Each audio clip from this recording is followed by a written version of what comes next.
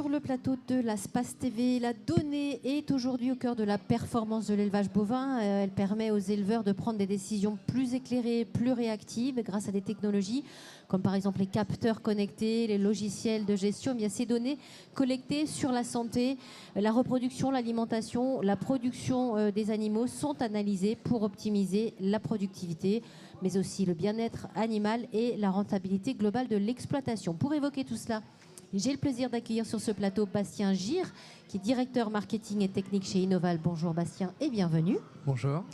Et à vos côtés, Manon Loriot, qui est chef de produit Lely, Cluster France et Iberia. Bonjour et bienvenue Manon. Bonjour, merci de nous accueillir. C'est un grand plaisir. Bastien, je voudrais qu'on démarre avec vous. Innoval, c'est une coopérative de référence des services en élevage, c'est bien ça? Expliquez-nous votre activité en quelques mots. Exactement, donc Innoval, c'est la fusion de plusieurs métiers, donc oui. Santé, reproduction génétique et également conseil et contrôle de performance. Et donc on est basé sur 28 départements, donc grosso modo des Hauts-de-France jusqu'au centre et également bien sûr au bout de la Bretagne. Oui. Donc 28 000 adhérents, oui. À peu près 2000 salariés, 250 millions d'euros de chiffre d'affaires et constitué en trois grandes BU. Une qui produit la semence, donc Synetics, qui est une coopérative européenne avec oui. Les Allemands. Une qui est la coopérative qui délivre les services auprès des éleveurs. Et une qui est sur l'innovation et qui intègre toutes les filiales du groupe. D'accord. Manon, même punition. Quelle est votre activité? Dites-nous en quelques mots. Alors, chez Lely, donc on est une entreprise qui est spécialisée dans la robotisation de l'élevage, notamment l'élevage bovin. Donc, on a de nombreux robots à la gamme, comme des robots d'alimentation ou des robots de traite. Et moi, je travaille chez Lely France. Donc, on fait le lien entre Lely Industrie, donc la maison mère qui se situe à Maassluis, à côté de Rotterdam, et tous les Lely Centers qui sont vraiment le lien en local avec les éleveurs. Et donc, on s'assure, nous, de la qualité du service qui est procuré par nos Lely Centers auprès des éleveurs français, espagnols et portugais. D'accord, très bien. Alors, on va parler acquisition et analyse de données. Sur ce sujet précisément, que propose Innoval aujourd'hui ? Donc aujourd'hui, Innoval propose une gamme de capteurs qui s'appelle NeoConnect, oui. Qui va capter des données en élevage, que ce soit sur les animaux, sur les parcelles, dans le bâtiment également. On a également bien évidemment la saisie par les éleveurs sur leur logiciel de gestion de troupeaux ou la saisie par nos techniciens non conseillers. Toute cette acquisition de données se fait sur l'abreuvement, la santé, la reproduction, la génétique, la nutrition. Donc c'est le mariage aussi des différents métiers de l'élevage qui font qu'on va pouvoir consolider des bases de données et ensuite en faire tout un tas de traitements, de structuration, nettoyage de la donnée pour ensuite créer des indicateurs. Oui, c'est ça. Maintenant, j'allais vous demander, vous poser aussi la même question, mais pourquoi est-ce qu'on a besoin de ces données en élevage? Pourquoi, comment, pour qui, à qui, auprès de qui? Alors déjà, pourquoi la donnée? Tout simplement parce que depuis toujours, l'éleveur a toujours fait des observations, il a toujours eu des intuitions au sujet de ce qui se passait au sein de son élevage. Et l'intérêt en fait d'avoir ces données, de les traiter, de les analyser, c'est pour pouvoir vraiment transformer ces observations en actions concrètes, oui. D'être capable d'avoir également une partie de prédiction pour être capable d'agir avant, exactement, d'anticiper. Ouais. Comment? Tout simplement avec des capteurs. Nous, on va avoir tout un panel de capteurs au sein de nos robots qui vont nous permettre de récolter de la donnée, que ce soit au niveau des robots. On va également avoir tout ce qui est boucle ou alors collier au niveau des animaux. Ouais. Et donc, on va être capable de croiser toutes ces données ensuite pour les analyser et pour les refournir de manière facile et ludique auprès de nos éleveurs. Des intervenants qui vont travailler avec les éleveurs et également de récupérer ces données pour améliorer notre service client.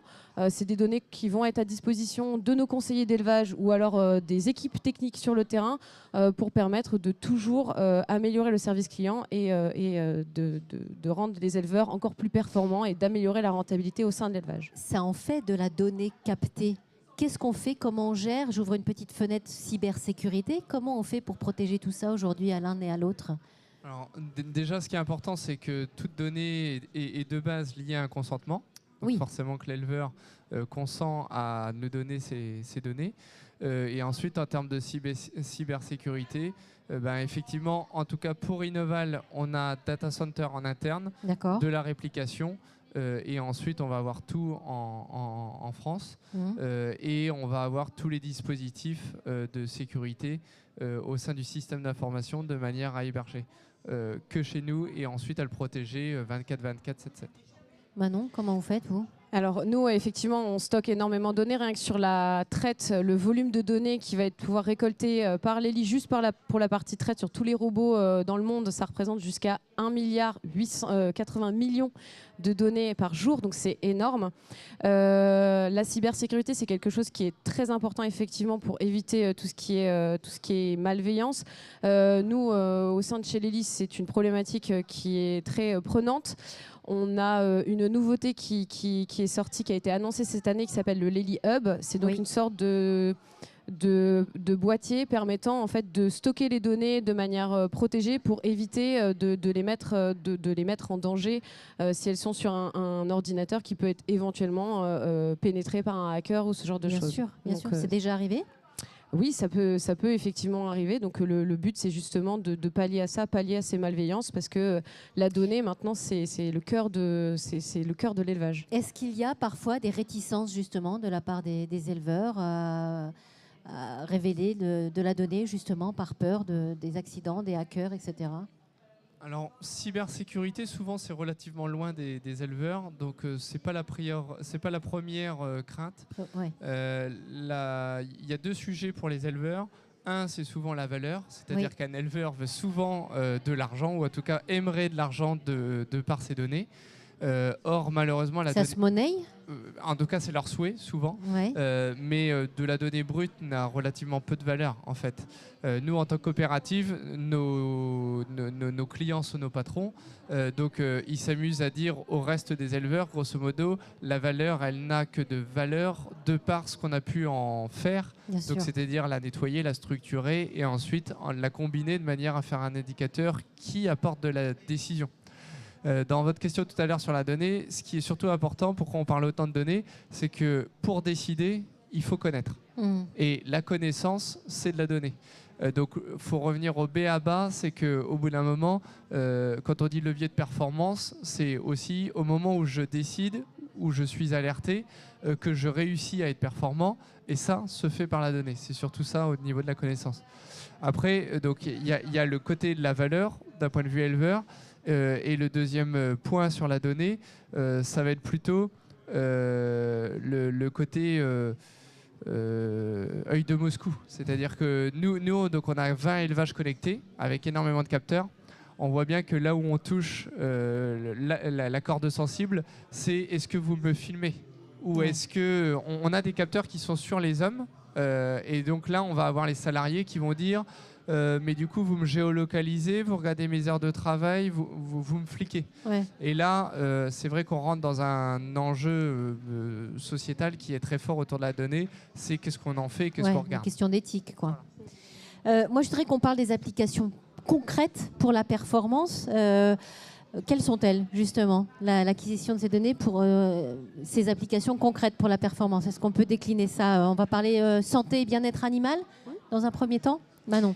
Alors nous, on récolte effectivement énormément de données qui vont nous permettre ensuite d'être injectés dans des modèles IA qui vont permettre ensuite d'avoir des systèmes de prédiction pour être capable, notamment au niveau de la santé, d'être capable d'anticiper une mamite de 2 à 3 jours. Donc quand on sait que le prix d'une mamite non soignée, ça peut être jusqu'à 300 €, c'est quand même quelque chose qui va permettre... Comment on peut anticiper ça ?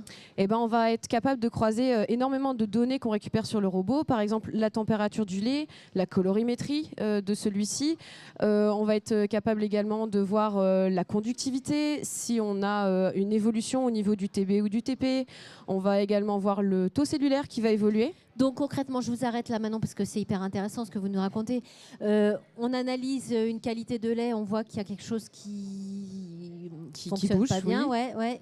Il y a quoi ? Red flag ? On alerte tout de suite l'éleveur ? Comment ça se passe ? Le logiciel de gestion d'élevage Horizon va en fait croiser toutes ces données et va être capable d'alerter l'éleveur en lui disant je pense que par exemple la vache, je pense que Mirabelle nous fait une mamite sur le quartier avant gauche. Je te conseille d'aller regarder pour voir ce qui s'y passe.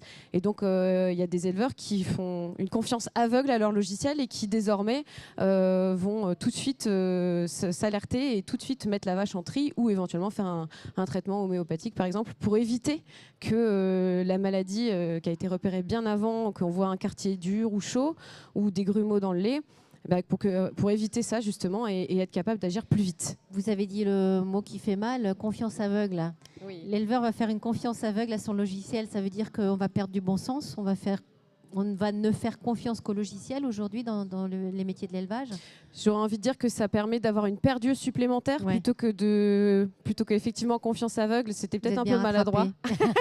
On reste dans le champ lexical des yeux, mais non, ça fait vraiment une perdue supplémentaire. C'est-à-dire qu'on ne pourra jamais s'absoudre d'avoir les éleveurs qui font leur métier au quotidien, qui sont là auprès de leurs animaux et qui voient des choses.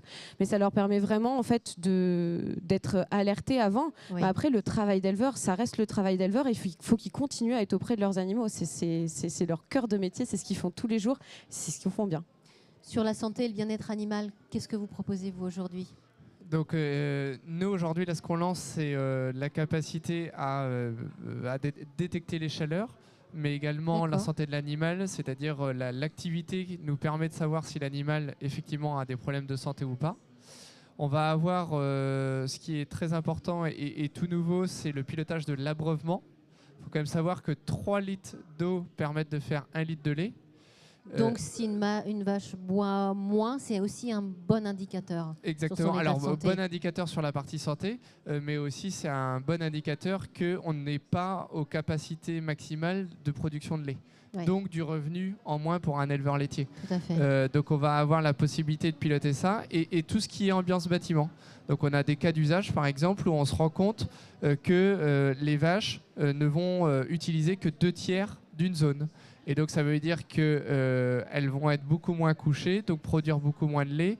On va avoir par exemple, on a eu un cas d'usage très flagrant, une panne sur des rideaux de ventilation. Ouais. Le taux de CO2 qui augmente énormément. Ouais. Et donc effectivement, ambiance globale du bâtiment beaucoup moins bonne. Et donc une production d'1 litre, 1,5 litre de lait en moins.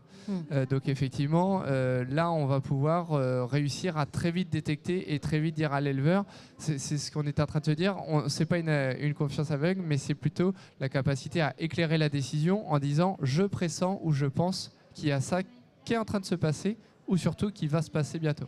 Un pan important de l'élevage, c'est l'aspect reproduction aussi. Est-ce qu'on arrive à détecter des choses qui se passent moins bien pour dans la reproduction des animaux?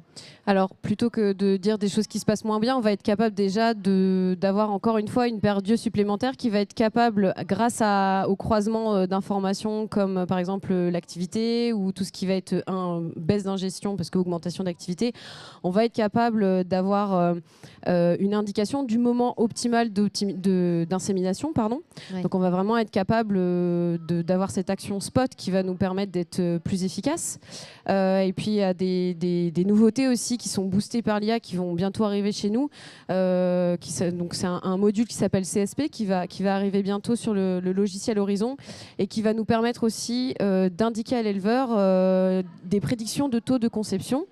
En expliquant à l'éleveur, je pense que cette vache-là, au vu de sa production, au vu de par exemple son pédigré ou de la manière dont elle a pris la dernière insémination, je pense que cette vache-là, il faut que tu la mettes en priorité. Par exemple, voilà, en disant cette vache est en priorité, elle va avoir un taux de conception supérieur. Sur cette vache-là, je vais mettre par exemple des paillettes sexées, une très bonne génétique par exemple pour la suite de mon élevage. Et puis des vaches qui vont avoir des taux de conception un peu moins importants, c'est peut-être des vaches sur lesquelles on va un petit peu moins miser. De même, on va être capable aussi d'indiquer, grâce à un index troupeau, on va être capable d'indiquer à l'éleveur, par rapport à ton troupeau, cette vache-là, elle est plutôt supérieure à ton troupeau ou plutôt inférieure à ton troupeau. Donc c'est une vache sur laquelle il va falloir que tu mises, sur laquelle il va falloir que tu mettes de la génétique, etc. Ou au contraire, s'il y a des choix à faire, des fois ça permet de faire des choix vraiment objectifs. cette acquisition de la donnée, gestion de la donnée, elle est intéressante et pertinente pour la gestion des animaux, mais au-delà, pour la gestion globale de l'exploitation aussi, j'imagine, Bastien?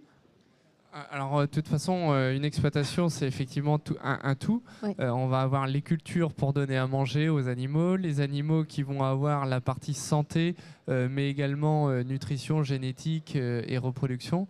Là, sur la question tout à l'heure de la reproduction, on sait qu'un animal qui a des problèmes de santé aura effectivement moins bonne fertilité, donc un risque de repro. On sait aussi que nous, on parle beaucoup de stratégie renouvellement. Pourquoi? Le renouvellement, c'est tout simplement savoir gérer la quantité, la bonne quantité et la bonne qualité des animaux. La qualité du moteur, c'est la génétique que l'on va donner. Et la quantité, effectivement, d'animaux, encore plus dans un monde où on souhaite un maximum de durabilité. On sait tous que les vaches, effectivement, rejettent un petit peu de CO2 et de méthane. Et donc, effectivement, aujourd'hui, l'objectif, c'est d'être très précis. Et c'est là où la donnée nous permet d'arriver sur cette quantité de femelles à produire. Aujourd'hui, si vous couplez les données qu'on peut dire en termes de génétique, de reproduction, on sait, et puis on sait mesurer forcément les délais de gestation, ainsi de suite. On sait prédire et dire à l'éleveur exactement combien d'animaux il va avoir, est-ce qu'il va être en capacité de produire sa bonne quantité de lait. Et c'est vrai que nous, notre cœur de métier, c'est la génétique. On va faire le plan d'accouplement automatique.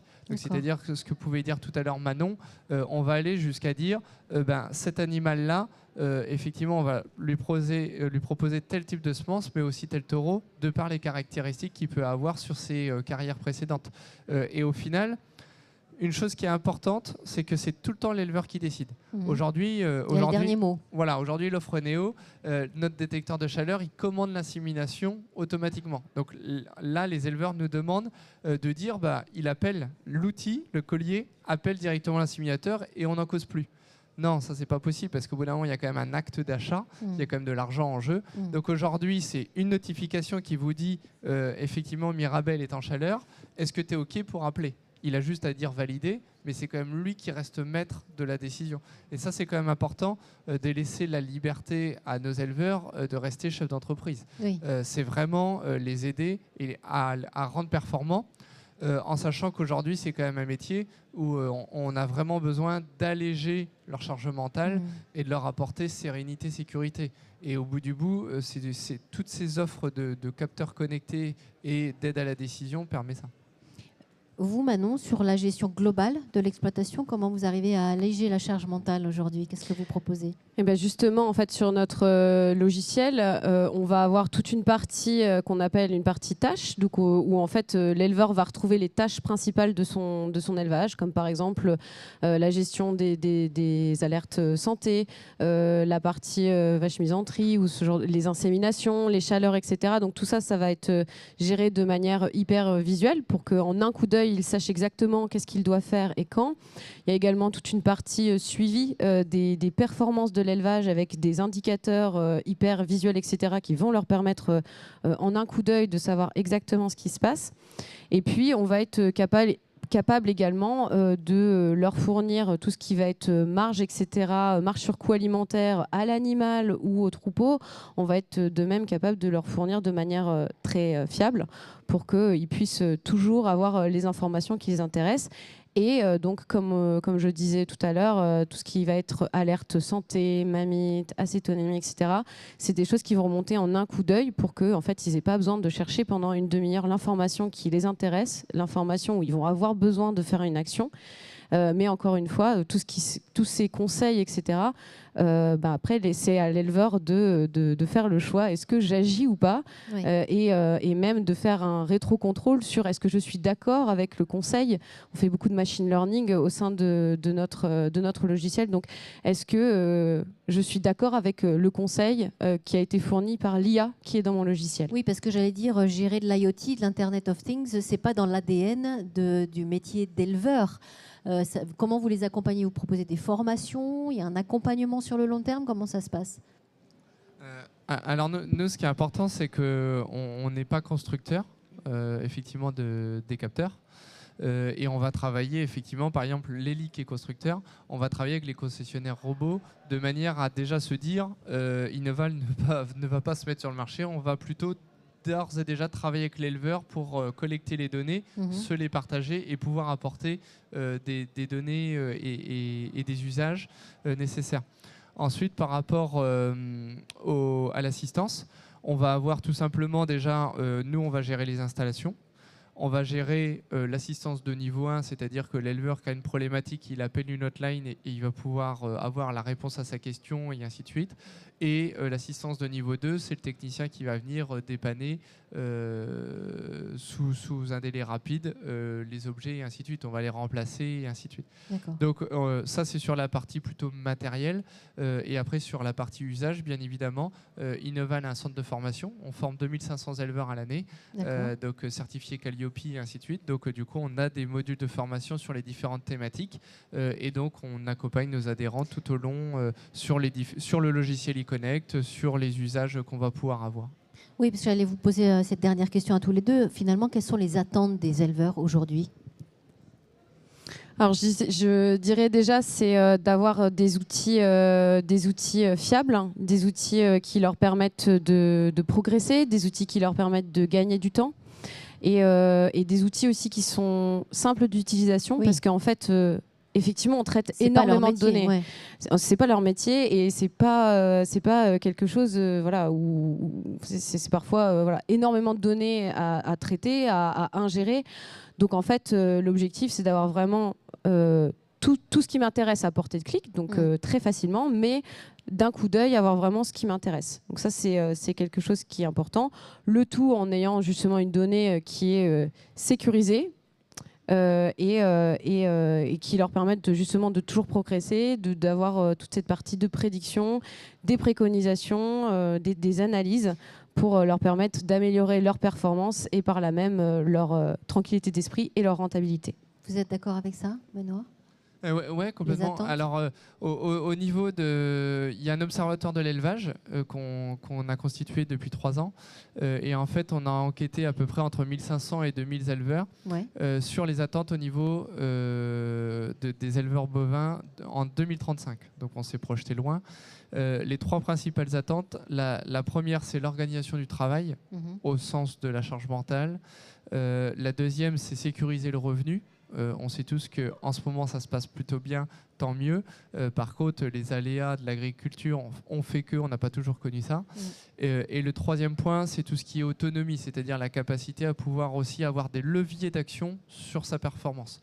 Donc ça, c'est les 3 attentes principales des éleveurs, en tout cas à date. Donc nous, aujourd'hui, c'est notre tamis de décision qui oriente la globalité de nos offres au sein de la coopérative. Et si je pouvais rajouter quelque chose, c'est justement aussi un accompagnement pour être...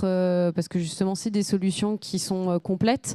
Donc, c'est aussi d'être accompagné et d'avoir un service qui leur permet de se reposer dessus, de pouvoir justement définir des objectifs et de les atteindre ensemble. Voilà. Est-ce que l'Internet of Things, IoT, tout ce qui est données, c'est l'avenir de l'élevage ? On ne pourra plus faire sans, désormais, selon vous ? Oui, clairement, c'est d'ores et déjà démarré. Et je dirais c'est comme l'Internet. Aujourd'hui, un éleveur sans smartphone ou sans Internet, ça n'existe presque plus. Donc demain, oui, évidemment. C'est-à-dire que ça arrive chez nous, particuliers au sein de nos maisons. Les agriculteurs ont tellement de choses à gérer qu'ils vont être obligés de s'équiper. Ils le font déjà depuis plusieurs années et ça ne fait que s'accentuer. Après, l'objectif, c'est vraiment de toujours apporter du mieux dans leur quotidien et de leur permettre de mettre le temps qu'ils peuvent gagner grâce à cela, le mettre ailleurs. Et aujourd'hui, on voit bien une grosse mutation dans nos agriculteurs, de plus en plus formés, de plus en plus éduqués, ou en tout cas compétents. Les niveaux de diplôme sont plus ceux d'avant. Donc aujourd'hui, on voit bien que le chef d'entreprise, pour décider, il a très vite compris qu'il fallait investir. Il faut prendre cette vague. Et qu'il faut prendre cette vague. Ouais, et puis si je pourrais compléter, on voit aussi qu'on a des populations d'agriculteurs qui veulent aussi avoir du temps pour eux, de plus être je dirais pas esclaves de leur métier, mais voilà, ils veulent avoir plus de temps pour avoir le temps de se consacrer à ce qui les intéresse, leur famille, etc. Donc c'est aussi une manière de se libérer du temps et de s'alléger un peu l'esprit, puisqu'on a justement toutes ces béquilles qui nous permettent de progresser sans se prendre trop la tête. D'optimiser bien son temps comme il le faut. Merci beaucoup à tous les deux pour ce plateau très intéressant. Merci et merci à vous de nous avoir suivis. Eh bien, merci beaucoup.